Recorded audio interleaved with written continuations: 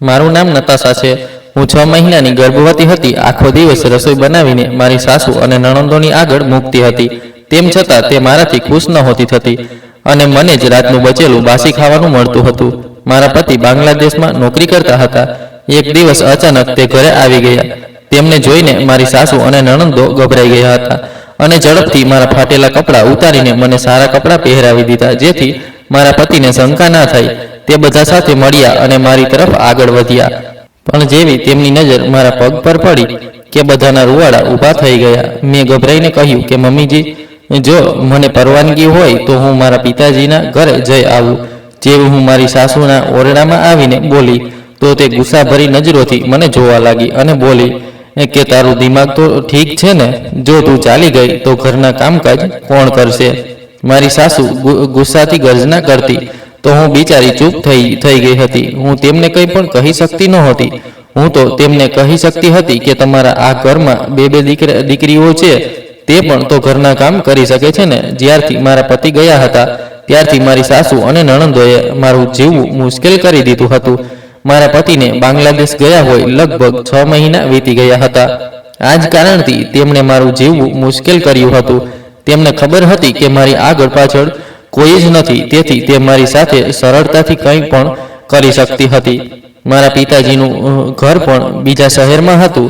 હું તો એ દુર્ભાગી છોકરી હતી જેની પાસે પિતા સિવાય બીજું કોઈ નહોતું, અને પિતા પણ એ જે પોતે કેન્સરના દર્દી હતા। મને મારા પિતાજીને મળવા લગભગ 4 મહિના વીતી ગયા હતા। જ્યારે મારા પતિ ગયા હતા ત્યારે તેમના જવાના 2 મહિના પછી જ હું મારા પિતાજીને મળવા માટે ગઈ હતી, અને તે પછીથી જ મારી સાસુએ મારા પર આટલી સખ્તી કરી હતી કે હું આજ સુધી જઈ શકી નહીં। મારા પોતાના પિતાજીને જોવાનું ખૂબ મન થઈ રહ્યું હતું, તેથી મેં નિશ્ચય કર્યો હતો કે મારે મારા માયકે જવું જોઈએ। ત્યારે હું મારી સાસુ પાસે પરવાનગી લેવા આવી। મમ્મીજી, જો તમે મને પરવાનગી આપો તો મને ખૂબ ખુશી થશે અને હું તમારી આભારી રહીશ। મારા કાકાજીનો પણ ફોન આવ્યો હતો। તે કહી રહ્યા હતા કે તમારા પિતાજીની તબિયત કેટલાક દિવસોથી ઠીક નથી, તેથી મને જવા દો। મેં કહ્યું તો મારો અવાજ ભીનો હતો। હું હવે પોતાના પર કાબુ નહોતી રાખી શકતી। મારા સુશીલ કાકાજી મારા સગા કાકા નહોતા, પણ તેમનું ઘર અમારા ઘરની બરાબરમાં જ હતું, તેથી તે ક્યારેક મને પિતાજીના હાલચાલ જણાવી દેતા હતા। જેવી મેં મારી સાસુને આ વાત કહી તો મારી સાસુ ગુસ્સાથી પાગલ થઈ ગઈ હતી। મારા હાથમાં મોબાઈલ હતો। સૌથી પહેલાં તો તેમણે મારા હાથમાંથી મોબાઈલ ખેંચીને જોરથી જમીન પર પછાડ્યો હતો। હું આશ્ચર્યથી તેમને જોઈ રહી હતી। તે બોલી કે આજ કમબખ્ત મોબાઈલે તારા દિમાગના જાણે શું ફિતૂર ભર્યા છે। આજ પછી તું મોબાઈલનો ઉપયોગ નહીં કરીશ, વરના મારાથી ખરાબ કોઈ નહીં થાય। તે મારા તૂટેલા મોબાઈલ તરફ ઈશારો કરીને બોલી તો મારા દિલમાંથી અવાજ નીકળ્યો કે જ્યારે તમે મારો મોબાઈલ તોડી દીધો છે તો હું કેવી રીતે મારા પિતા સાથે સંપર્ક કરી શકીશ? હું હજુ પણ કંઈ કહી શકતી નહોતી। મારું દિલ તૂટીને ટુકડા ટુકડા થઈ ગયું હતું। હું રડતી હોય ત્યાંથી મારા ઓરડામાં આવી ગઈ હતી। મારું દિલ લોહીના આંસુ રડવા લાગ્યું હતું। અત્યાર સુધી તો હું ક્યારેક અઠવાડિયામાં 2 કે 3 વખત મારા પિતાજી સાથે ફોન પર વાત કરી લેતી હતી, અને હવે એ સહારો પણ મારી પાસેથી છીનવી લેવામાં આવ્યો હતો। ના જાણે હવે મારું શું થવાનું હતું। હું મારા પતિ અને પિતાજી સાથે કેવી રીતે વાત કરીશ, આ વિચારીને મારું દિમાગ ખરાબ થઈ રહ્યું હતું। બપોરનો સમય હતો। બપોરનું ખાવાનું બધા ખાઈ ચૂક્યા હતા। મેં કિચનની સફાઈ કરવાનું શરૂ કરી દીધું હતું। તેથી પોતાના ગમ મનાવ્યા પછી હું કિચનમાં આવી ગઈ હતી અને કિચન સાફ કરવા લાગી। મારી 3 નણંદો હતી જેમણે મારું જીવવું મુશ્કેલ કરી રાખ્યું હતું। સૌથી મોટી નણંદનું નામ નીલિમા હતું, બીજા નંબરની નણંદનું નામ શેફાલી અને ત્રીજાવાળી નણંદનું નામ કાજલ હતું। જ્યારે તે ત્રણેય એકસાથે મળતી અને મારી સાસુ પણ તેમની સાથે જોડાઈ જતી તો બસ મારી તો ચૂપ થઈ જતી। હું સિંક પર ઊભી રહીને વાસણ ધોઈ રહી હતી કે મારી સૌથી મોટી નણંદ નીલિમા આવી। તેનો અત્યાર સુધી ક્યાંયથી કોઈ સંબંધ નહોતો થયો। મારી 2 નાની નણંદો પણ મારી જ ઉંમરની પણ હતી, પણ અત્યાર સુધી તેમના પણ ક્યાંય સંબંધો નહોતા થયા। નીલિમાએ કહ્યું કે નતાશા ભાભી, મારા માટે 1 કપ ચા બનાવી દો। મારા માથામાં ખૂબ દુખાવો થઈ રહ્યો છે। તે મને આદેશ આપતી આવી હતી અને આદેશ આપ્યા પછી ત્યાંથી ચાલી ગઈ હતી। હું બિચારી જે બધા વાસણ હવે ધોઈ ચૂકી હતી, હવે ફરીથી ચા બનાવવા માટે પતીલી ઉઠાવી અને ચૂલા પર ચા ચડાવી દીધી હતી। 10 મિનિટમાં જ ચા તૈયાર થઈ ગઈ હતી। હું એ ચા કપમાં રેડી રહી હતી કે મારી સૌથી નાની નણંદ કાજલ પણ આવી ગઈ હતી। તે પણ ચા માંગવા લાગી તો મારું માથું જ ફરવા લાગ્યું હતું આખો દિવસ જ મારો આવી રીતે કામ કરતા કિચનમાં જ વીતી જતો હતો. મેં હિંમત કરીને કાજલને કહ્યું કે કાજલ, તું તારા માટે ચા પોતે બનાવી લે. હમણાં જ મેં નીલિમા માટે ચા બનાવી છે. મારું માથું પોતે દુખવાથી ફાટી રહ્યું છે. મારું આટલું કહેવું હતું કે એ કાજલ, જે મારાથી પૂરા 1.5 વર્ષ નાની હતી, ગુસ્સાથી પાગલ થઈ ગઈ. તેણે કહ્યું કે તારી હિંમત કેવી થઈ મને ના પાડવાની? હું હમણાં જ મમ્મીને બોલાવું છું. તે આટલું કહેતી કિચનમાંથી બહાર નીકળી ગઈ હતી અને હું મારું માથું પકડીને ઊભી રહી ગઈ હતી. હું જાણી ચૂકી હતી કે હવે મારી સાસુ આવશે અને ના જાણે મને શું તાના આપશે. 5 મિનિટ વીતી ગયા તો મારી સાસુ મારી એ જ નાની નણંદ સાથે કિચનમાં આવી ગઈ હતી અને કહેવા લાગી કે નતાશા, તારી હિંમત કેવી થઈ મારી દીકરીનું કામ ના કરવાની? શું તારામાં આટલી હિંમત આવી ગઈ છે? આ અમારું ઘર છે. અમે તને 2 વખતનું ખાવાનું આપીએ છીએ. એને જ અમારી ભલાઈ સમજ, વરના હું આજના આજ જ તને આ ઘરમાંથી કાઢી મૂકીશ અને ફરી ક્યારેય પોતાના ઘરમાં પ્રવેશ નહીં કરવા દઈશ. મારી સાસુએ જ્યારે આ વાત કહી તો હું ભીની આંખોથી તેમની તરફ જોવા લાગી હતી. મને વિશ્વાસ નહોતો થતો કે આ મારી એ જ સાસુ છે જે મારા પતિના હોવાથી તો મને ખૂબ પ્રેમ દાખવતી હતી અને મારી ચિંતા કરતી હતી. મારી લગ્નને 2 વર્ષ થઈ ચૂક્યા હતા. 1.5 વર્ષ પોતાના પતિ સાથે રહી હતી અને હવે તે છેલ્લા 6 મહિનાથી ખૂબ દૂર ચાલ્યા ગયા હતા. મેં કહ્યું, ના મમ્મીજી, એવી કોઈ વાત નથી. મારા માથામાં દુખાવો થઈ રહ્યો હતો, તેથી જ મેં કાજલને કહી દીધું હતું કે તે પોતાના માટે ચા પોતે બનાવી લે. તેમાં કોઈ તકલીફ નથી. દર વખતે હું જ બધાને ચા બનાવીને આપું છું. નીલિમાએ મને ચા બનાવવાનું કહ્યું હતું, પણ હું તેની સાથે સાથે શેફાલીના ઓરડામાં પણ ચા આપી આવી હતી અને તે પછી જ કાજલને પણ ચા માંગી હતી. હું ચા બનાવતા થાકી ગઈ હતી. મારી વાત પર મારી સાસુ અને કાજલ તો ચૂપ થઈ ગયા હતા. તે બંને મા દીકરી ત્યાંથી ચાલ્યા ગયા હતા. મારી સાસુ પણ પોતાના માટે ચાનો હુકમ કરીને ચાલી ગઈ હતી અને કહેવા લાગી કે ચાલો ઠીક છે, હવે મારા માટે અને કાજલ માટે ચા બનાવી દો. હું જાણતી હતી કે હવે મારી એક અને નણંદ શેફાલી પણ આવી જશે. જો કે હું તેને પહેલાં જ ચા આપી ચૂકી હતી, પણ તે મને કોઈ નવું કામ આપીને ચાલી જશે. મેં ચા બનાવી લીધી હતી અને મારી સાસુના ઓરડામાં મૂકી આવી હતી. મેં પોતાના માટે ચાનો કપ બનાવી લીધો હતો. મારા માથામાં પણ ખૂબ તીવ્ર દુખાવો થઈ રહ્યો હતો. મને 3-4 દિવસ થઈ ગયા હતા. મારા પોતાના પતિ સાથે કોઈ વાત નહોતી થઈ અને હવે તો મારો મોબાઈલ પણ તૂટી ગયો હતો અને તેનો અર્થ એ કે હવે હું ક્યારેય પણ મારા પતિ સાથે વાત નહીં કરી શકું. મારી સાસુ અને મારી 3 નણંદો પાસે પોતાના મોબાઈલ હતા, જેના પર તે ના જાણે કોણ સાથે વાતો કરતી રહેતી હતી. ઓરડામાં ચા પીધા પછી હું ત્યાં જ બેઠી ગઈ હતી. મારું દિલ કરી રહ્યું હતું કે હું ઉઠીને મારા પતિ પાસે હમણાં જ ચાલી જાઉં અથવા તે જ મારી પાસે આવી જાય, કારણ કે હવે તેમના વિના મારું બિલકુલ પણ દિલ નહોતું લાગતું અને હું તેમના વિના રહી નહોતી શકતી. મારા તેમની સાથે વાત કરવાનો પણ કોઈ રસ્તો નહોતો. હું આ ઘરમાં ઘૂંટ કરીને જીવી રહી હતી, જ્યાં હું ખુશી લગ્ન કરીને આવી હતી. મેં મારા પતિ સાથે પ્રેમના લગ્ન કર્યા હતા. કદાચ આ જ કારણથી હું મારા સાસરિયાવાળાઓને પસંદ નહોતી. જો કે તે સમયે મારી સાસુએ મારો સંબંધ ખુશી લાવ્યો હતો, ત્યારે તેમને આ વાતથી કોઈ વાંધો નહોતો કે હું તેમના દીકરાની પસંદ છું. હું મારા ઓરડામાં જ બેઠી રહી અને ત્યાં જ મને ઊંઘ આવી ગઈ હતી. જ્યારે મારી આંખ ખુલી તો સાંજનો સમય થઈ રહ્યો હતો. હું સોફા પર જ આંખ બંધ કરીને સૂઈ ગઈ હતી. મેં ઘડિયાળમાં સમય જોયો તો આશ્ચર્યચકિત થઈ ગઈ હતી. હું આટલા કલાકો કેવી રીતે સૂઈ શકું? હું તરત જ બહાર દોડી હતી. સાંજના ખાવાની તૈયારી પણ તો મારે જ કરવાની હતી. આ તો ઉપરવાળાની કૃપા હતી કે બપોરમાં મેં શાક બનાવીને તૈયાર કરી લીધું હતું. માત્ર રોટલીઓ જ બનાવવાની બાકી હતી. હું દોડીને કિચનમાં આવી હતી અને સૌથી પહેલાં લોટ ગૂંથવા લાગી. હજુ હું લોટ જ ગૂંથી રહી હતી કે મારી સાસુ પણ ત્યાં આવી ગઈ હતી અને મને ના જાણે શું સંભળાવવા લાગી. કહેવા લાગી, નતાશા, તને થોડી પણ શરમ નથી? તને ખબર છે કે હું ખાંડની દર્દી છું, પણ તેમ છતાં તું ખાવાનું સમયસર નથી બનાવતી. હવે મને ભૂખ લાગી રહી છે. કહે, મારે શું ખાવું? વળી તું તો એ જ ઈચ્છે છે ને કે હું મરી જાઉં? મારી સાસુએ ગુસ્સાથી કહ્યું તો મને ખૂબ અફસોસ થયો હતો. હું તેમને બિલકુલ પોતાની માતા જેવી સમજતી હતી અને હવે તે મને ના જાણે શું સંભળાવવા લાગી હતી. જો કે પહેલાં તે રાતના 8 વાગ્યા સુધી જ ખાવાનું ખાતી હતી અને હજુ તો માત્ર 7 જ વાગ્યા હતા. મેં કહ્યું, મમ્મીજી, તમે થોડી વાર રાહ જુઓ, હું ઝડપથી ખાવાનું બનાવી દઉં છું. તમે ચિંતા ન કરો, હું બિલકુલ પણ વાર નહીં કરું, બલકે ગરમા ગરમ ખાવાનું તમને પીરસીશ. મેં વિનંતીભર્યા શબ્દોમાં તેમને કહ્યું તો તે કડવી વાતો મને સંભળાવવા લાગી હતી. આટલા પર પણ તેમને સુકૂન નહોતું આવ્યું. તે મને અપમાનિત કરવામાં કોઈ કમી નહોતી છોડતી. તે પછી તે ત્યાંથી નીકળી ગઈ હતી. તેમણે તો મારું જીવવું મુશ્કેલ કરી રાખ્યું હતું. ક્યારેક તો મને લાગતું હતું કે હું મારા પતિના પાછા આવવા પહેલાં જ મારી જિંદગીથી હાથ ધોઈ બેસીશ. લોટ ગૂંથ્યા પછી મેં ફ્રીજમાંથી બપોરનું બનાવેલું શાક કાઢ્યું અને તેને ચૂલા પર ચડાવી દીધું હતું. હું શાક ગરમ કરવા લાગી હતી. બપોરમાં મેં કટહલ અને બટાકા ફ્લાવરનું શાક બનાવ્યું હતું. બપોરનું ખાવાનું ખૂબ વધારે બચી ગયું હતું, તો મેં વિચાર્યું હતું કે રાતે પણ આ જ વાપરી લઈશું. વળી મારી સાસુએ મને રાત માટે કોઈ શાક લાવીને પણ નહોતું આપ્યું. એક ચૂલા પર ખાવાનું ગરમ થઈ રહ્યું હતું અને બીજા ચૂલા પર તાવો ચડાવીને હું રોટલીઓ બનાવી રહી હતી.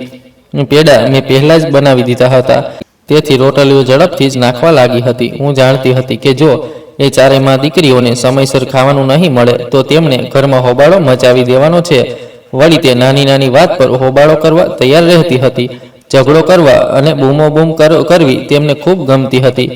આ બધું સમય સાથે સાથે તેમના સ્વભાવમાં સમાવિષ્ટ થઈ ચૂક્યું હતું. હું તેમના માટે આ ઘરની વહુ નહીં પણ નોકરાણી બની ગઈ હતી. ખાવા માટે જો વાર થઈ જાય તો બધા મળીને આટલો બૂમાબૂમ મચાવતા કે મારા હાથ પગ ફૂલી જતા. ના જાણે કેમ તેમને આટલી ભૂખ લાગતી કે મારા જેવી બિચારીને તો 2 વખતનું ખાવાનું પણ ઇજ્જતથી નસીબ નહોતું થતું. કેટલીક રોટલીઓ તો મેં બનાવી લીધી હતી અને કેટલીક બનાવવાની હજુ બાકી હતી. થોડી વાર પછી જ મારી સૌથી નાની નણંદ કિચનમાં આવી ગઈ હતી. તે પોતાની 2 મોટી બહેનો કરતાં વધુ અત્યંત બેઅદબ અને ઘમંડી હતી. તેને દરેક વસ્તુ પર વાંધો હતો અને મારી સાથે તો જાણે કોઈ દુશ્મની જ હતી. કિચનમાં આવતા જ તેણે ચૂલા પર ચડેલી પતીલીનું ઢાંકણું ખોલીને જોવા લાગી હતી. હું પણ તેની પાસે જ ઊભી રહીને તવા પર રોટલીઓ બનાવી રહી હતી. તેણે કહ્યું, શું અમે આજ બપોરનું બચેલું ખાઈશું? આ કટહલ અને બટાકા ફ્લાવર આ સિવાય કંઈ નથી બનાવ્યું? મેં કહ્યું, આજ ખાવાનું આટલું બચ્યું છે કે અમે બધાને થઈ શકે છે, તો પછી બીજી વાનગી બનાવવાની શું જરૂર છે?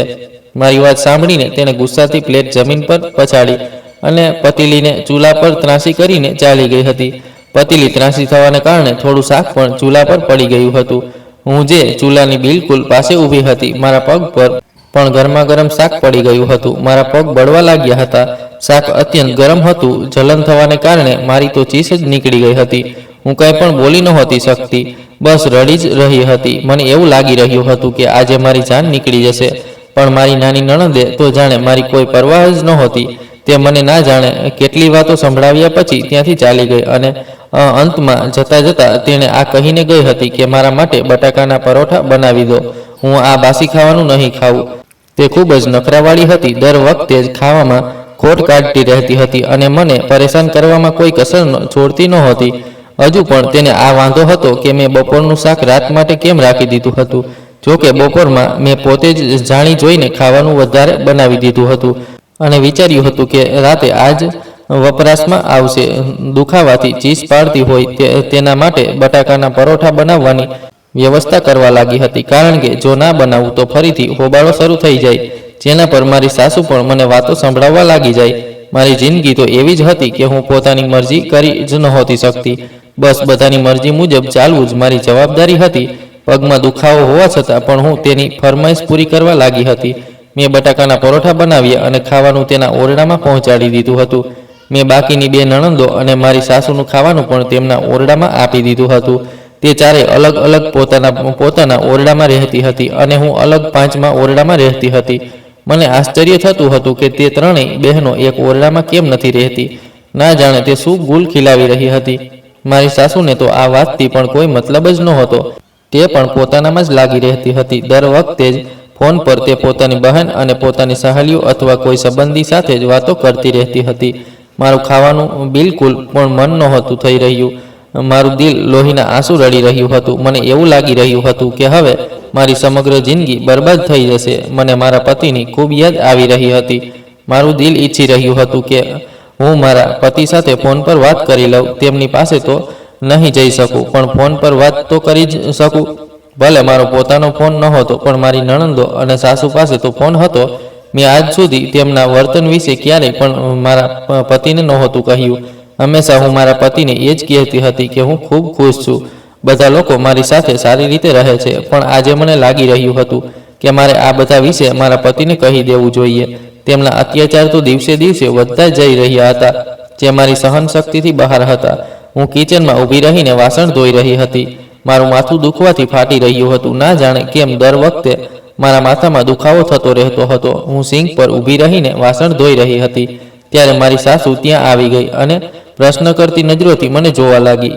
તું હજુ સુધી અહીં શું કરી રહી છે? નીકળ અહીંથી, રાતના 9 વાગી રહ્યા છે અને તે લાઇટ પણ ચાલુ રાખી છે. તને ખબર છે કે બિલ કેટલું વધારે આવી રહ્યું છે? બિલ તારા બાપને તો નથી આપવાનું છે. બિલ તો મારો દીકરો જ જમા કરશે ને. તેમણે મારા પિતાજીનો ઉલ્લેખ કર્યો હતો તો હું બાળકો જેવી રડવા લાગી. મેં કહ્યું, મમ્મીજી, તેમને કોઈ હક નથી કે તમે મારા પિતાજી વિશે આવી વાત કરો. તમને જે કંઈ કહેવું હોય મારી સાથે કહો. હજુ મેં આટલી જ વાત કહી હતી કે મારી સાસુ તો ગુસ્સાથી પાગલ થઈ ગઈ હતી અને પોતાની ચપ્પલ ઉતારીને મને મારવા લાગી. તેમણે મારી કમર પર આટલી જોરદાર રીતે પોતાની ચપ્પલ મારી હતી કે મને ખૂબ ખતરનાક દુખાવો થયો હતો અને આ દુખાવો મારી કમરને ચીરતો જઈ રહ્યો હતો અને તે મને મારતી જ રહી હતી. હું જમીન પર બેઠી તેમનો દુખાવો સહન કરી રહી હતી અને તે ગુસ્સાથી પાગલ થઈને મને મારતી જ જઈ રહી હતી. તેમને કોઈ પરવાહ જ નહોતી કે હું પણ તેમની દીકરીઓ જેવી એક છોકરી જ છું અને મારી પણ કોઈ જિંદગી છે. હવે હદ ત્યાં સુધી આવી ગઈ હતી કે તેમણે મારા પર હાથ ઉઠાવવાનું પણ શરૂ કરી દીધું હતું. ચપ્પલ મારતા મારતા કદાચ તેમનો હાથ થાકી ગયો હતો. તે ચપ્પલ ફેંકીને ત્યાં જ ઊભી રહી ગઈ હતી અને ચીસ પાડતી હોય બોલી, જો ફરીથી મારી સામે જીભ ચલાવવાની કોશિશ કરી તો તારી જીભ જ ખેંચી લઈશ, સમજી તું? તે કોઈ વિખેરેલી શેરણી જેવી મારા પર ગર્જના કરવા લાગી હતી. મેં તેમની સામે પોતાના બંને હાથ જોડી દીધા હતા. મારી જીભમાંથી કંઈ પણ નીકળી રહ્યું નહોતું. હું તેમને કહેવા માંગતી હતી કે તે મારા પર આટલો મોટો અત્યાચાર ના કરે જેટલો તે પોતે ના સહી શકે, પણ તેમને તો કોઈ હોશ જ નહોતો. તે તો માનવતાને જાણે ભૂલીને જ બેઠી ગઈ હતી અને ઉલટી સીધી વાતો કર્યા પછી તે કિચનમાંથી બહાર નીકળી ગઈ. મારા પગ પહેલાંથી જ બળેલા હતા અને હવે ત્યાં પણ છાલા નીકળવા લાગ્યા હતા કારણ કે મેં તે સમયે કોઈ દવા નહોતી લગાવી અને હું ત્યાં જ પોતાનું કામ પૂરું કરવા લાગી હતી. હવે તો મારા સમગ્ર શરીરમાં ચપ્પલ ખાવાને કારણે અસહ્ય દુખાવો થઈ રહ્યો હતો. હું મોટી મુશ્કેલીથી જમીનમાંથી ઉઠી અને કિચનનો દરવાજો બંધ કરતી હોય મારા ઓરડામાં પહોંચી ગઈ હતી. ઓરડામાં જતાં જ હું ખુરશી પર બેઠી ગઈ હતી અને ઘૂંટણમાં માથું આપીને ફૂટીને રડવા લાગી હતી. અંગદ, તમે ક્યાં ચાલ્યા ગયા છો? તમને નથી ખબર કે તમારી ગેરહાજરીમાં તમારી માતા અને બહેનો મારું શું હાલ કરી રહી છે? હું રડતી હોય પોતાની સાથે વાતો કરી રહી હતી. મને દુખાવાનો અહેસાસ બેચેનીથી થઈ રહ્યો હતો, પણ મારી પાસે કોઈ પણ દવા નહોતી અને ના જ આ ઘરમાં કોઈને મારી કોઈ ચિંતા હતી. હું પોતાના જખમો પર દવા લગાવવા માંગતી હતી જેથી મને થોડું સુકૂન મળી જાય. આ કદાચ દવા લગાવવાથી પણ કોઈ ફાયદો નહોતો થવાનો કારણ કે દવા તો બહારના જખમો પર લગાવવામાં આવે છે.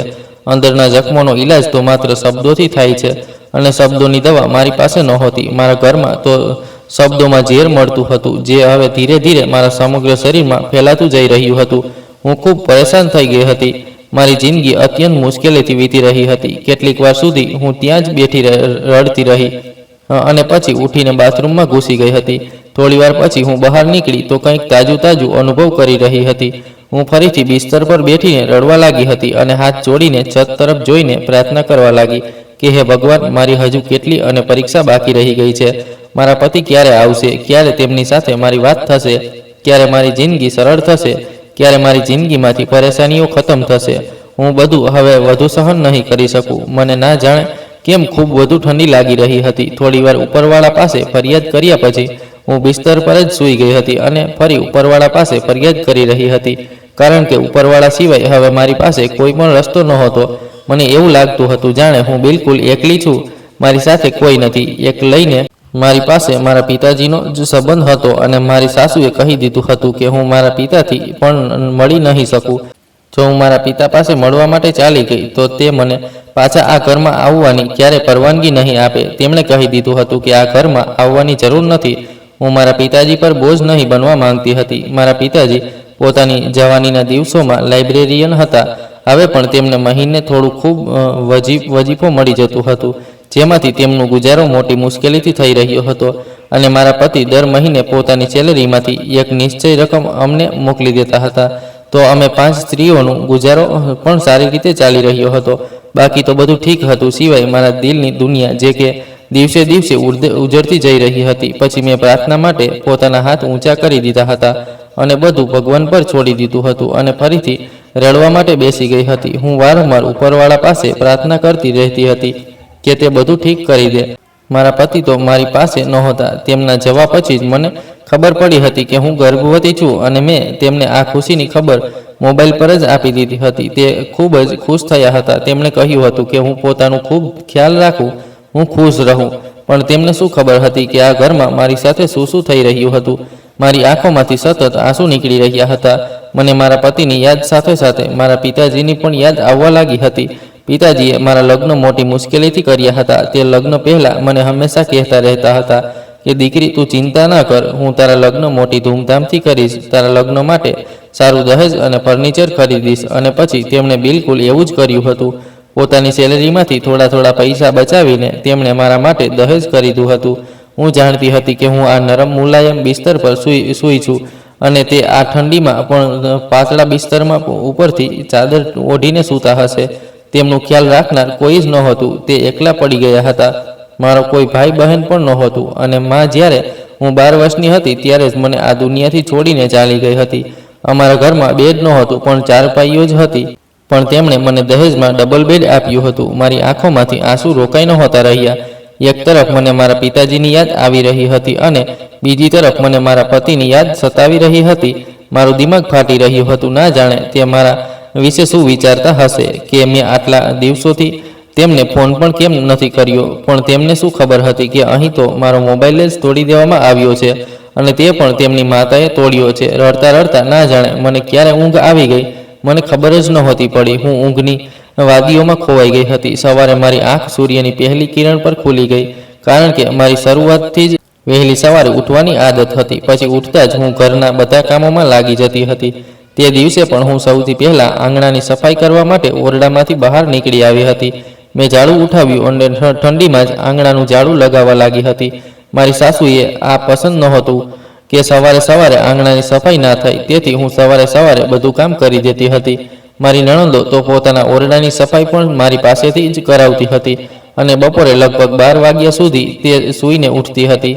આ પૂરા મોટા ઘરનું કામ હું એકલી જ કરતી હતી. તે તો બસ અહીં મહેમાનો જેવી જ જિંદગી ગુજારી રહી હતી. આંગણાની સફાઈ કરતા મને લગભગ 1 કલાક વીતી ગયો હતો, કારણ કે અમારા આંગણાના વચ્ચે એક આંબાનું ઝાડ પણ હતું. તે વધુ મોટું તો નહોતું, પણ પાંદડા ખૂબ વિખેરતું હતું. તેથી તેને વીણતા મને એટલો સમય લાગી ગયો હતો કે હવે ધૂપ પણ થોડી તીવ્ર થવા લાગી હતી અને મારી સાસુ પણ જાગી ચૂકી હતી. હું આંગણાની સફાઈ કરવામાં લાગેલી હતી.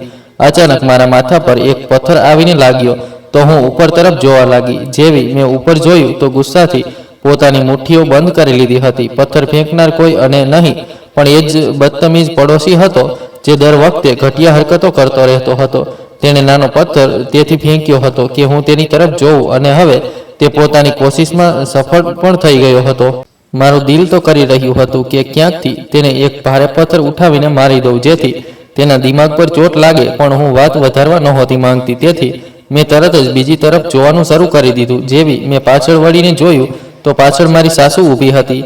તેમના હાથમાં ઝાડુ હતું. તેમણે ગુસ્સાથી મારી તરફ જોયું અને કહેવા લાગી, મને તારી પાસેથી આજ આશા હતી કે તું જરૂર કોઈ સાથે ઇશ્ક લડાવી રહી હશે, કોઈ સાથે આંખ મારી રહી હશે. આજે મેં તને પોતાની આંખોથી જોઈ પણ લીધું. તેમને મને ઝાડુ મારતા હોય કહ્યું તો મારી ચીસ નીકળી ગઈ હતી. મેં કહ્યું, મમ્મીજી, તમે ખોટું સમજી રહ્યા છો. એવી કોઈ વાત નથી. હું રડવા લાગી હતી, કારણ કે હું પોતાના પર ખોટો આરોપ સહન નહોતી કરી શકતી.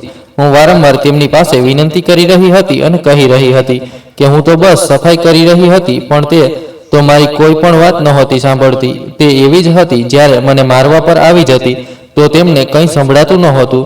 તે મને ઝાડાથી બસ મારતી જ રહી હતી. મને પોતાની બાહમાં ખરચર મહેસૂસ થઈ રહી હતી. મને દુખાવો થઈ રહ્યો હતો.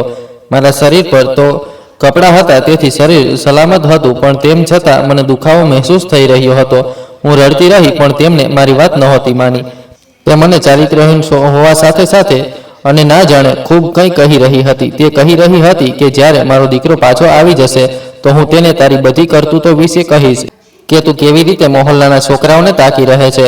હું મારા દીકરાને કહીશ કે તે તારી આ હરકતોને કારણે તને છૂટાછેડા આપી દે. મારો દીકરો મારી વાત જરૂર માનશે. તેમના આ શબ્દો સાંભળીને તો હું તેમની સામે હાથ જોડીને કહેવા લાગી કે ના મમ્મીજી, ભગવાન માટે મારા પર આટલો મોટો અત્યાચાર ના કરો. તમને કોઈ ખોટી ગેરસમજ થઈ છે. મેં કંઈ નથી કર્યું. મારા પર આરોપ ના લગાવો.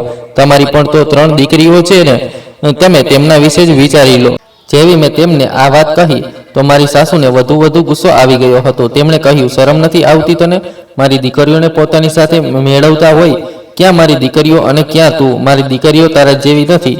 હવે નીકળી જા અહીંથી. જો તું મને ફરીથી આંગણામાં નજરે પડી તો તારી ખેર નથી. જેવી મારી સાસુએ મને ત્યાંથી જવાનું કહ્યું તો હું તરત જ ત્યાંથી ઉઠી અને મારા ઓરડા તરફ દોડી આવી હતી. આ હાલતમાં મારી સાસુએ મને માર માર્યો હતો. તે આ વાત ખૂબ સારી રીતે જાણતી હતી કે હું તેમના દીકરાના બાળકની માતા બનવાની છું, પણ તે તો દિવસે દિવસે મારા પર અત્યાચાર કરતી જ જઈ રહી હતી. મારી પ્રેગ્નન્સીનો હવે 7મો મહિનો શરૂ થવાનો હતો અને હવે ડિલિવરીમાં માત્ર 2 મહિના જ બાકી હતા. મને ઓરડામાં આવેલા હજુ 5 મિનિટ જ થયા હતા. હું પોતાની કિસ્મત પર આંસુ વહાવી રહી હતી કે મારી વચ્ચેની નણંદ અચાનક ત્યાં આવી ગઈ. તે મને પોતાના માટે નાસ્તો બનાવવાનું કહી રહી હતી. બધા માટે નાસ્તો બનાવવાનું પણ મારી જ જવાબદારી હતી. કોઈ પણ પોતાના હાથથી એક દિવસ પણ નાસ્તો બનાવીને નહોતું ખાઈ શકતું. હું કિચનમાં આવી ગઈ અને નાસ્તો બનાવી રહી હતી. સાથે સાથે આંસુ પણ વહાવી રહી હતી. મારું દિલ ઈચ્છી રહ્યું હતું કે હું મારા પતિ સાથે વાત કરું. મેં વિચાર્યું હતું કે ખાવાનું બનાવ્યા પછી જ્યારે મારી સાસુનો ગુસ્સો થોડો ઠંડો થઈ જશે તો હું તેમની પાસે મોબાઈલ માંગીશ અને મારા પતિ સાથે વાત કરીશ. વખત વીતતો જ જઈ રહ્યો હતો. બપોરે જ મને આટલી હિંમત થઈ હતી કે હું મોબાઈલ લેવા માટે મારી સાસુના ઓરડામાં પહોંચી ગઈ હતી. તે પોતાની કોઈ સહેલી સાથે ફોન પર વાત કરી રહી હતી. હું તેમની પાસે જ જઈને ઊભી રહી ગઈ હતી અને રાહ જોઈ રહી હતી કે તે ક્યારે ફોન બંધ કરે. થોડીવાર પછી જ્યારે તેમણે કોલ બંધ કર્યો તો ગુસ્સાભરી નજરોથી મને જોવા લાગી અને કહેવા લાગી કે અહીં કેમ ઊભી રહી ગઈ છે? તારી સાથે શું તકલીફ છે? તે ક્યારેય ઠીકથી વાત કરતી જ નહોતી. દર વખતે ગુસ્સામાં જ મારી સાથે વાત કરતી હતી અને હજુ પણ રોજની જેમ જ વાત કરી રહી હતી. મેં પોતાનામાં હિંમત ભેગી કરી અને કહ્યું કે મમ્મીજી, મારો મોબાઈલ તો તૂટી ગયો છે. જો તમારી પરવાનગી હોય તો હું થોડીવાર માટે તમારો મોબાઈલ વાપરી શકું. મને અંગદને કોલ કરવો છે. ઘણા દિવસોથી મારી તેમની સાથે વાત નથી થઈ. તેમને મારી ચિંતા થઈ રહી હશે. હું બસ તેમના હાલચાલ પૂછીને મોબાઈલ તમને પાછો લાવીને આપી દઈશ. વધુ વાર સુધી વાત પણ નહીં કરું. મારું આટલું જ કહેવું હતું કે મારી સાસુ તાના આપતા અંદાજમાં હસવા લાગી અને બોલી, મોટી આવી પતિની હમદર્દી કરવાવાળી. તેની ગેરહાજરીમાં બીજા છોકરાઓ સાથે આંખ મારતી ફરી રહી છે અને હવે મારી સામે એવું દેખાડી રહી છે જાણે તને મારા દીકરા સાથે મોટો પ્રેમ છે. તું બસ રાહ જો. બસ એકવાર મારા દીકરાને આવવા દે, પછી જુઓ કે હું તને મારા દીકરાની જિંદગીમાંથી કેવી રીતે અલગ કરું છું. આ કહેતા જ તેમણે મને પોતાના ઓરડામાંથી નીકાળી જવાનું કહ્યું હતું. હું રડતી હોય તેમના ઓરડામાંથી બહાર નીકળી આવી હતી. આ વખતે મેં તેમની પાસે કોઈ વિનંતી નહોતી કરી, કારણ કે હું જાણતી હતી કે તેમને હંમેશા એ જ કરવું હોય છે જે તે ઈચ્છે છે. હું મારા ઓરડામાં આવી ગઈ હતી. પોતાના ઓરડા સિવાય આ ઘરમાં મારું કંઈ નહોતું. હું ત્યાં જ આવીને ફૂટીને રડવા લાગી. મારું દિલ ફાટી જવાનું હતું. હવે મને વધુ અત્યાચાર સહન કરવાની હિંમત નહોતી. બપોરના 1 વાગી રહ્યા હતા અને મને બપોરના ખાવાનું યાદ આવ્યું તો હું તરત જ મારા ઓરડામાંથી બહાર નીકળી આવી હતી. હું તો સાચી રીતે પોતાનો ગમ પણ નહોતી મનાવી શકતી. મને આ લોકો આટલી પણ તક નહોતા આપતા. બપોરના ખાવામાં મારી મોટી નણંદે પુલાવ બનાવવાનું કહ્યું હતું. હું તેની ફરમાઈશ પર તેના માટે મટર પુલાવ બનાવવા લાગી હતી. પણ ખાવાનું બનાવતા તો મને ખૂબ તીવ્ર ભૂખ લાગી રહી હતી.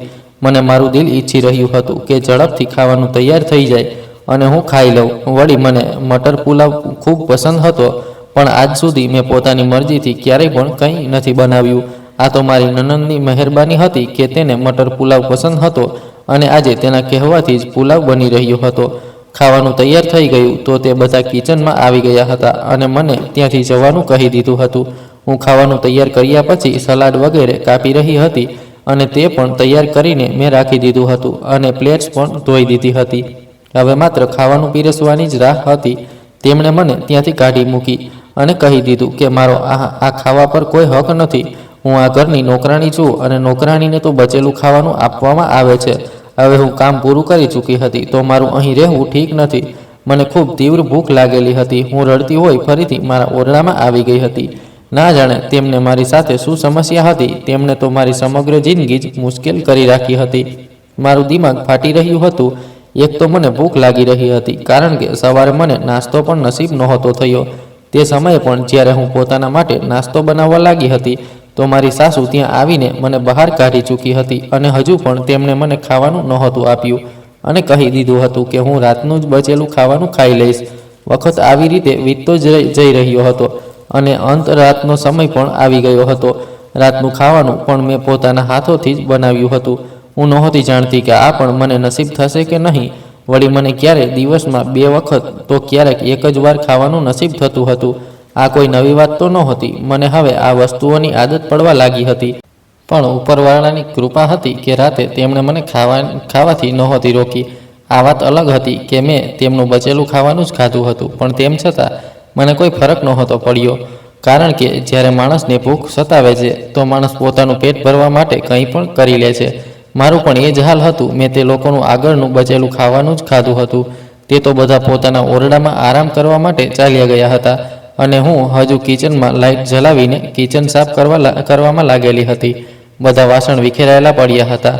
અહીં સુધી કે દરેક તરફ ઉધમ મચી ગયો હતો, કારણ કે મારી નાની નણંદે રાતના ખાવામાં પોતાના માટે ઢોસા બનાવ્યો હતો. વળી ઘરના બધા કામ હું જ કરતી હતી, પણ ક્યારેક તે મોબાઈલમાંથી કોઈ વાનગી બનાવવાનું શીખતી તો પછી પોતે જ બનાવી લેતી. તે કિચનનું સત્યાનાશ કરી દેતી. દરેક તરફ સામાન ફેલાયેલો હતો. તે કોઈ પણ કામ કરવામાં આટલી વધુ ગંદકી કરી દેતી કે દરેક તરફ વાસણ વિખેરાયેલા હતા, જેને સમેટ કરીને હું થાકી ગઈ હતી. સિંક વાસણોથી ભરેલો પડ્યો હતો. તેણે જે વાસણ ઢોસા બનાવવામાં વાપર્યા હતા તે પણ નહોતા ધોયા અને રાતના ખાવાના વાસણ પણ એવા જ પડ્યા હતા. તે તો ઢોસા બનાવવામાં વધુ વાસણોનો ઉપયોગ નથી થતો, પણ ના જાણે કેમ તેણે આટલા વાસણ ભરી દીધા હતા, જેને ધોઈને હવે હું થાકી ચૂકી હતી. સિંક પણ વાસણ ધોતા મારી આંખોમાંથી પણ આંસુ વહી આવી રહ્યા હતા. મને અત્યંત આરામની જરૂર હતી, પણ આ ઘરમાં તો મને સુકૂનની સાંસ નસીબ નહોતી. તો પછી આરામ કેવી રીતે મળી શકે? મારું દિલ પણ લોહીના આંસુ રડી રહ્યું હતું. અચાનક ત્યાં જ મારી સાસુ આવી ગઈ. તેમના હાથમાં મોબાઈલ હતો. તેમણે કહ્યું, નતાશા, અંગદની કોલ આવી હતી.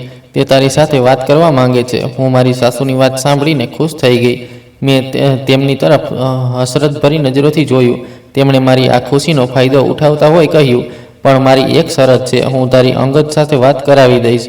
જ્યારે મારી સાસુએ આ વાત કહી તો હું તેમની તરફ પ્રશ્ન કરતી નજરોથી જોવા લાગી હતી.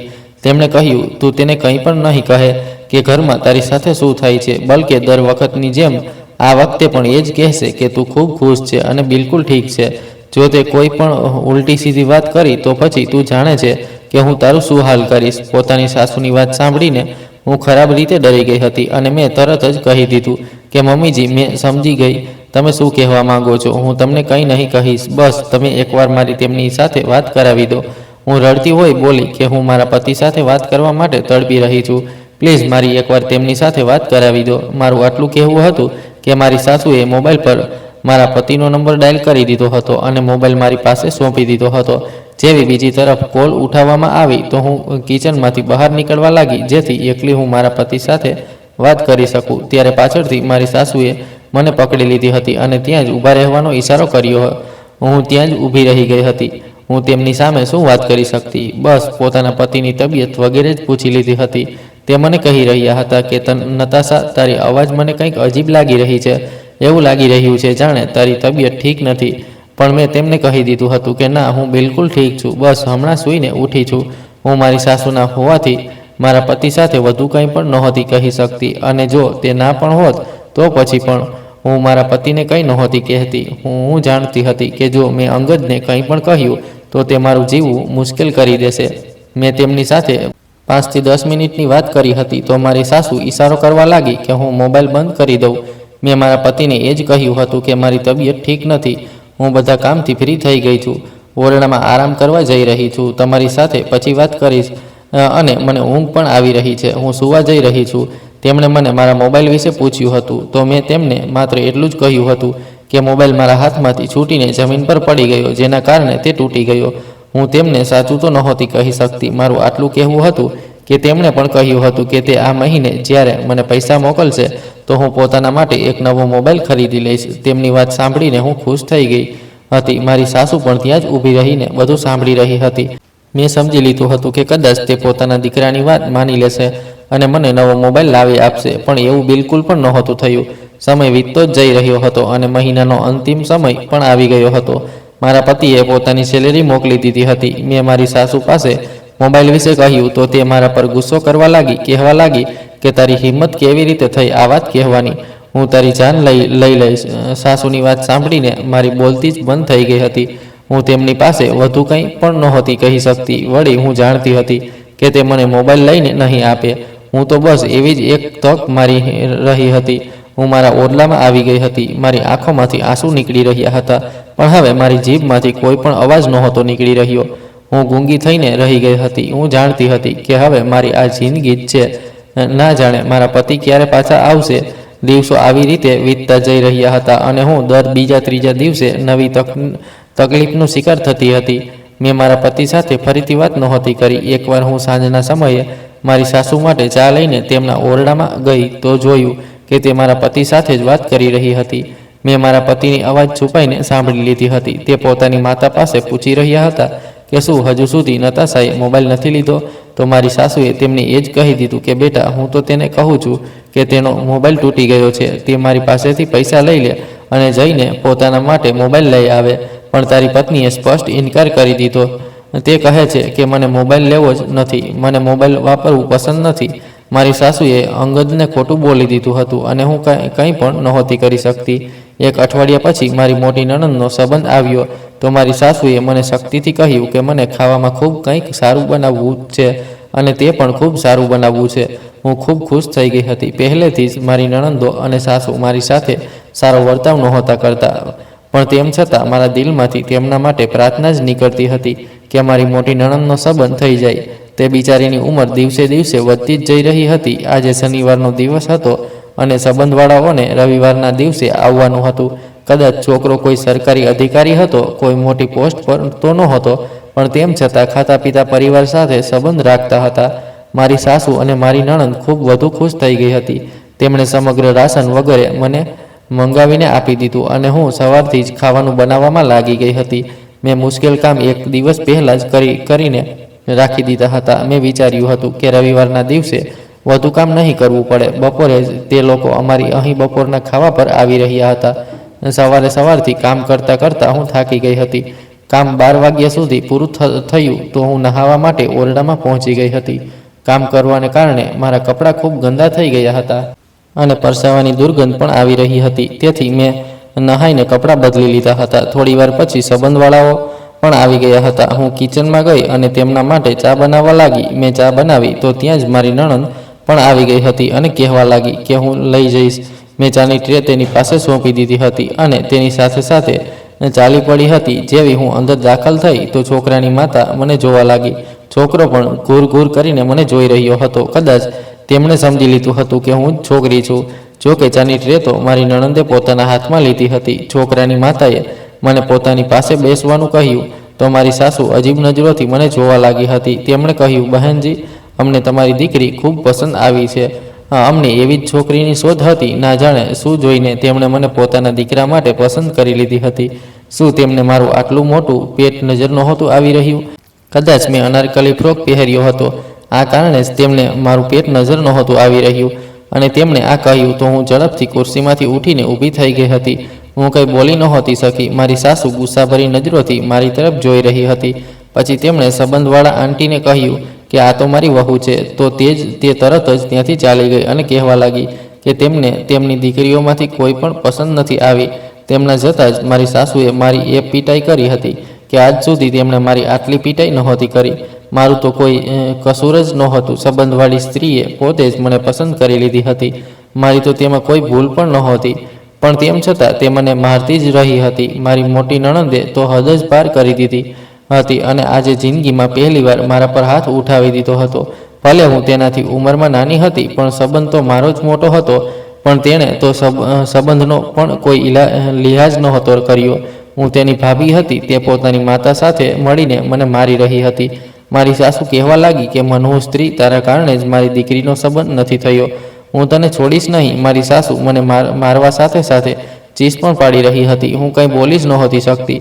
મારી જીભ ગૂંગી થઈને રહી ગઈ હતી. હું આવા મતલબી લોકો સાથે વાત પણ નહોતી કરવા માંગતી. મને તેમણે માર કરીને અધમરી કરી દીધી હતી અને તે ગરમા ગરમ ચા જે હું મહેમાનો માટે લાવી હતી તે પણ મારા પગ પર જાણીને ઢોળાઈ દીધી હતી.